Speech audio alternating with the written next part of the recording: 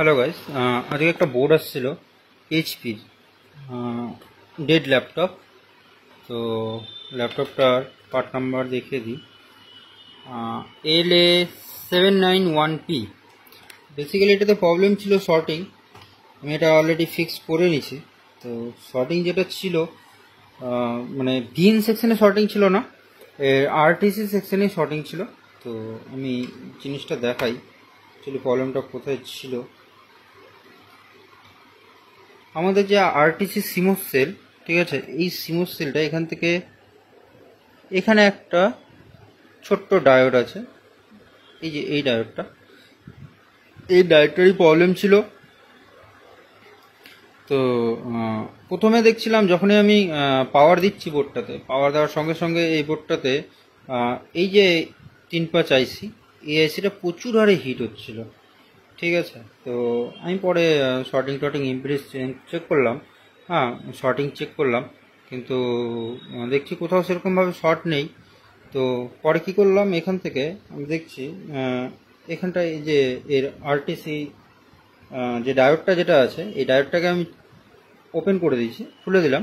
খুলে দেওয়ার পরে দেখছি যে অ্যাম্পিয়ার ঠিকঠাকভাবে লোড নিচ্ছে, কিন্তু বোর্ডটা অন হচ্ছে না। তো অন তো হবেই না, হ্যাঁ এখানটা আরটিসি ডায়োড মাস্ট বি, এটা লাগাতেই হবে।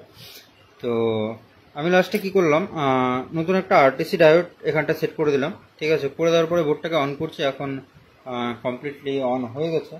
ওকে, আমি একবার অন করে দেখাই দিচ্ছি। ঠিক আছে, এবার আমি এটাতে পাওয়ার দিয়ে দিয়েছি।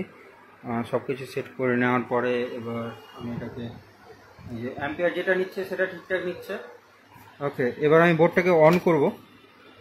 বোর্ডটাকে অন করতে গেলে অ্যাকচুয়ালি ভিডিওটা করতে একটু সমস্যা হচ্ছে।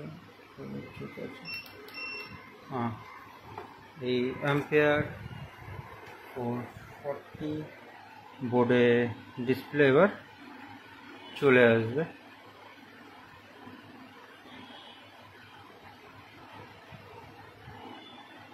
ওকে, যেহেতু এখানে সিমোস সেল নেই, তো একবার রিবুট হলো।